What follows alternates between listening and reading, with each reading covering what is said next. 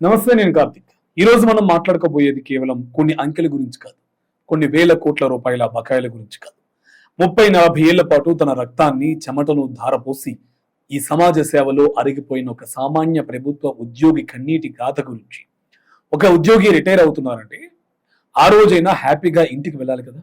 తన జీవితకాల సంపాదన అంతా చేతికి వస్తే వృద్ధాప్యంలో ప్రశాంతంగా బతకాలి కదా. కానీ మన తెలుగు రాష్ట్రాల్లో సీన్ పూర్తిగా రివర్స్ అయింది.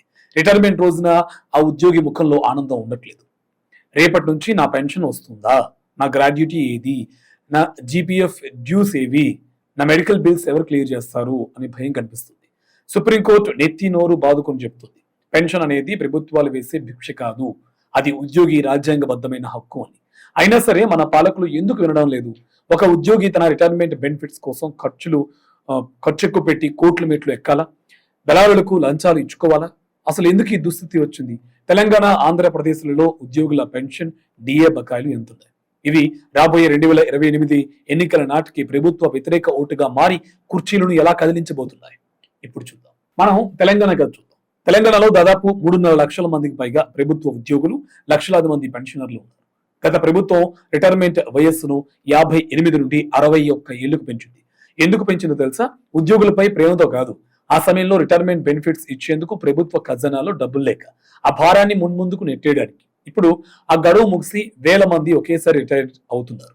తెలంగాణ ఆర్థిక శాఖ లెక్కల ప్రకారం ఉద్యోగులు, రిటైర్డ్ స్టాఫ్ కు కలిపి దాదాపు 14,000 కోట్ల రూపాయలు బకాయిలు పెరిగిపోయాయి. ఇందులో ఉద్యోగుల జీతాలు, డిఏలకు సంబంధించి 6,000 కోట్లు ఉంటే కేవలం రిటైర్మెంట్ బెనిఫిట్స్ కోసం 8,000 కోట్లు పెండింగ్ లో ఉన్నాయి. ప్రస్తుత ప్రభుత్వం రీసెంట్ గా ఉద్యోగ సంఘాల ఒత్తిడితో 6,000 కోట్ల రిటైర్మెంట్ బకాయిలు విడుదలకు 100 రోజుల ప్రణాళిక పెట్టి నెలకు 1,000 కోట్ల చొప్పున విడతల వారీగా కొంత రిలీజ్ చేస్తూ వస్తుంది. మొన్నటికి మొన్న 2,000 కోట్ల రూపాయలు జీపీఎఫ్ బకాయిలు క్లియర్ చేశామని ప్రభుత్వం చెప్తుంది. కానీ క్షేత్రస్థాయిలో పరిస్థితి ఏంటి? ఇంకా దాదాపు 2,000 నుండి 4,000 కోట్ల రూపాయల వరకు రిటైర్మెంట్ బెనిఫిట్స్ పెండింగ్ లోనే ఉన్నాయి. దీనికి తోడు పిఆర్సీ నివేదిక ఆలస్యం కావడం, నిత్యావసరాల ధరలు పెరుగుతున్నా, డిఏ బకాయిలు సకాలంలో అందకపోవడం, కాంట్రిబ్యూటరీ పెన్షన్ స్కీమ్ అంటే సిపిఎస్ ఉద్యోగుల ఆవేదన, ఇవన్నీ తెలంగాణ ఉద్యోగులను రోడ్డున పడేస్తున్నాయి. ఒకసారి ఊహించుకోండి, మహబూబాబాద్ లో ఒక రిటైర్డ్ హెడ్ మాస్టర్ తనకు రావాల్సిన 54 లక్షల రిటైర్మెంట్ బెనిఫిట్స్ రాక అప్పులు వాళ్ళు ఒత్తిడి తట్టుకోలేక హార్ట్ అటాక్ తో చనిపోయారు. ఇలాంటి విషాదాలు ఎన్నో. తమ సొంత డబ్బులు తెచ్చుకోవడానికి ఉద్యోగులు, దళారులకు 3 లక్షల నుండి 4 లక్షల వరకు లంచాలు ఇచ్చుకోవాల్సిన పరిస్థితి ఉందంటే ఇంతకంటే ఘోరం ఏమైనా ఉందా? అందుకే హైకోర్టు సైతం ఆగ్రహం వ్యక్తం చేస్తూ రిటైర్డ్ ఉద్యోగుల జీవితాలతో ఆటలాడకండి అని ప్రభుత్వాన్ని తీవ్రంగా హెచ్చరించింది కూడా. సరే, పక్కనే ఉన్న ఆంధ్రప్రదేశ్ పరిస్థితి ఏమైనా బాగుందా? అక్కడ కూటమి ప్రభుత్వం వచ్చింది. ముఖ్యమంత్రి చంద్రబాబు నాయుడు రాగానే గత ప్రభుత్వం పెండింగ్ పెట్టినటువంటి 7,358 కోట్ల రూపాయలను బకాయిలను క్లియర్ చేయడానికి జీవో ఇచ్చారు. గ్రాడ్యుటీ, లీవ్ ఎన్కాష్మెంట్, అలాగే పిఎఫ్ డ్యూస్ అకౌంట్లో వేశారు.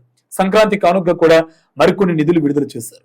ఇది నిజంగా ఉద్యోగులకు కొంత ఉపశమనమే. కానీ అసలు లెక్క ఇక్కడే ఉంది. ఏపీ ఉపాధ్యాయ సంఘాలు, ఉద్యోగ జేఏసీల లెక్కల ప్రకారం ఆంధ్రప్రదేశ్ లో ఉద్యోగులు, పెన్షనర్లకు సంబంధించిన మొత్తం బకాయిలు ఇంకా దాదాపు 30,000 కోట్ల నుండి 35,000 కోట్ల రూపాయల వరకు ఉన్నాయి. ఇందులో పెండింగ్ డిఏ మరియు డిఆర్ బకాయిలు కొండలో పెరిగిపోయాయి. కొత్త పిఆర్సీ ఎయిర్పోర్ట్ పై స్పష్టత లేదు. ఇక అత్యంత కీలకమైన డిమాండ్ సిపిఎస్ రద్దు చేసి ఓపీఎస్ పునరుద్ధరించడం, ఎన్నికల ముందు ఇచ్చినటువంటి ఈ హామీలపై ఉద్యోగులు ఇప్పుడు నిలదీస్తున్నారు. నిధులు లేవనే సాకుతో కాలయాపన చేస్తే ఊరుకునేది లేదని ఏపీ జేఏసీ అత్యవసర సమావేశాలు పెట్టి తదుపరి ఉద్యమ కార్యాచరణకు సిద్ధమవుతుంది. 2 రాష్ట్రాల్లోనూ పాలకుల తీరు ఒకేలా ఉంది. ఉచిత పథకాలకు బటన్లు నొక్కడానికి వేల కోట్లు అప్పులు తెస్తారు. కానీ 30 ఏళ్లు ఊడిగం చేసిన ఉద్యోగికి రిటైర్మెంట్ బెనిఫిట్స్ ఇవ్వడానికి మాత్రం ఖజానా ఖాళీ అంటారు. ఇది ఏ రకమైన న్యాయం? ఇక్కడ ఒక పెద్ద ప్రశ్న వస్తుంది. ఇంత పెద్ద సంఖ్యలో ఉన్న ఉద్యోగులు తమ హక్కులను ఎందుకు సాధించలేకపోతున్నారు? ఎందుకు ప్రభుత్వాల ముందు చేతులు కట్టుకుని నిలబడాల్సి వస్తుంది? దీనికి ముఖ్యమైన కారణాలు కూడా ఉన్నాయి. రాజకీయ ఓటు బ్యాంకు వర్సెస్ ఉద్యోగుల ఓటు. రాజకీయ నాయకులకు ఉద్యోగులు అంటే ఒక చిన్న వర్గం మాత్రమే. తెలంగాణలో 3.5 లక్షలు, ఏపీలో 5 లక్షల మంది ఉద్యోగులు ఉండొచ్చు. కానీ ఉచిత పథకాల లబ్ధిదారులు కోట్లలో ఉన్నారు.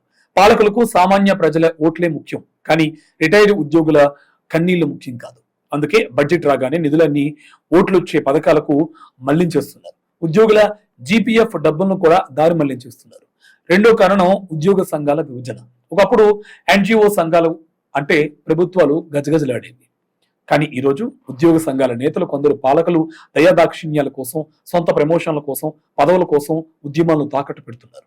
సంఘాలు గ్రూపులుగా విడిపోవడం వల్ల ఉద్యోగుల గొంతు నొక్కేయడం ప్రభుత్వాలకు సులువైంది. ఇక మూడో కారణం అప్పుల ఊబిలో రాష్ట్రాలు. రెండు రాష్ట్రాలు ఆదాయాన్ని మించి అప్పులు చేస్తున్నాయి. జీతాలు పెన్షన్లు ఇవ్వడానికి మళ్ళీ అప్పులు చేయాల్సిన దుస్థితి. ఈ ఆర్థిక అరాచకత్వానికి బలవుతుంది మాత్రం సామాన్య రిటైర్డ్ ఉద్యోగి. సో ఉద్యోగస్తులు ఏమీ చేయలేరని లైట్ తీసుకుంటున్నారా? అయితే మీరు చరిత్రను మర్చిపోయారు. రాబోయే 2028 ఎన్నికల్లో ఈ పెన్షన్ మంట ప్రభుత్వాలను బూడిద చేసే ప్రమాదం ఉంది. ఎందుకో తెలుసా?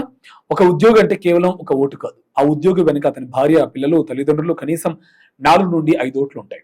రెండు రాష్ట్రాల్లో కలిపి దాదాపు 10 లక్షల మంది సర్వీస్ మరియు రిటైర్డ్ ఉద్యోగులు ఉంటే వారి కుటుంబాల ఓట్లు 40 నుండి 50 లక్షల ఓట్లు అవుతాయి. ఈ ఓట్లు ఏ ప్రభుత్వ జాతకానైనా మార్చగలవు. గత ఎన్నికల్లో ఉద్యోగుల ఆగ్రహం ఎలా ఉంటుందో రెండు రాష్ట్రాల్లోనూ పాలకులు రుచి చూపించారు. జీతాలు 1వ తేదీన ఇవ్వకపోవడం, డిఏలు ఆపేయడం వల్ల ప్రభుత్వాలపై తీవ్ర వ్యతిరేకత వచ్చింది. కట్ చేస్తే 2028 నాటికి పరిస్థితి ఇంకా భయంకరంగా మారబోతుంది. ఎందుకంటే రాబోయే 2027, 2028 సంవత్సరాల్లో ప్రతి ఏటా దాదాపు 10,000 మందికి పైగా ఉద్యోగులు రిటైర్ కాబోతున్నారు.